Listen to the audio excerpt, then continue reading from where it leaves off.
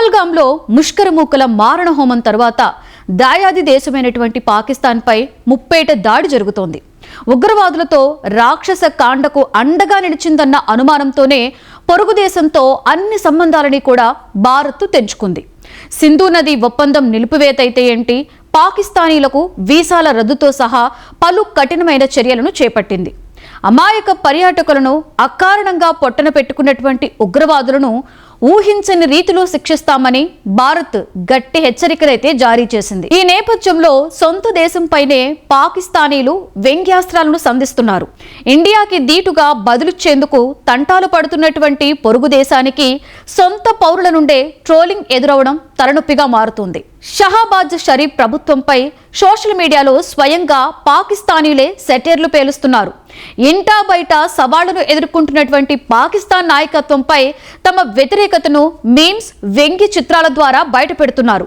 తమ ప్రభుత్వం ఎలా విఫలమైందో సోషల్ మీడియా వేదికగానే వెల్లడిస్తున్నారు అక్కడ పౌరులు. తమ కనీస అవసరాలు కూడా తీర్చడంలో పాలకులు ఎలా విఫలమయ్యారో ఎత్తి చూపుతున్నారు. అసలే అంతంత మాత్రంగా ఉన్నటువంటి తమ దేశ ఆర్థిక వ్యవస్థతో ఇండియాతో యుద్ధం వస్తే తట్టుకోగలదా అని తమని తామే ప్రశ్నించుకుంటున్నారు.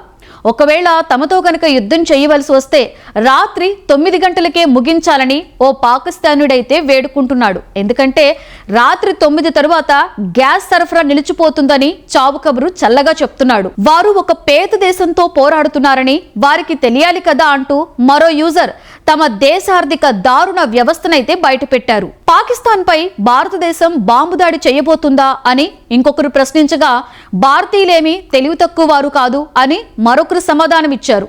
మన బాధల కంటే బాంబు దాడే బెటర్ బ్రో అంటూ మరింకొకరు స్పందించారు. ఈ కష్టాలు ఎప్పటికి తీరుతాయో అంటూ మరో యూజర్ నిట్టూరు పూడ్చారు. తమ వైమానిక దళాన్ని ట్రోల్ చేస్తూ పాకిస్తానీ యూజర్ షేర్ చేసినటువంటి మీమ్ అయితే ఒకటి ఫన్నీగా ఉంది. పేపర్ బోర్డులో తయారు చేసినటువంటి ఫైటర్ జెట్ లాంటి నిర్మాణంతో మోటార్ సైకిల్ ని నడుపుతున్నటువంటి వ్యక్తిని చూపించే మీమ్ ని అతను షేర్ చేశాడు. ఇక పాకిస్తాన్కి నదీ జలాల ప్రవాహాన్ని నిలిపివేస్తామని ఇండియా ఇచ్చినటువంటి వార్నింగ్ పై పాక్ యూజర్లు స్పందిస్తూ ఇప్పటికే తమ దేశంలో తీవ్ర నీటి కొరత ఉందని చెప్పుకుంటున్నారు. నీటిని ఆపాలనుకుంటున్నారా? మీకు ఆ అవసరమే లేదు. ఇప్పటికే నీళ్లు లేక అల్లాడిపోతున్నాం మేము. మమ్మల్ని చంపాలనుకుంటున్నారా? మా ప్రభుత్వమే ఇప్పటికీ మమ్మల్ని చంపుతోంది. మీరు లాహోర్ని తీసుకుంటారా? మీరు అరగంటలోపే దాన్ని తిరిగి మాకు ఇచ్చేస్తారు అంటూ వ్యంగ్యాస్త్రాలను సంధిస్తున్నారు.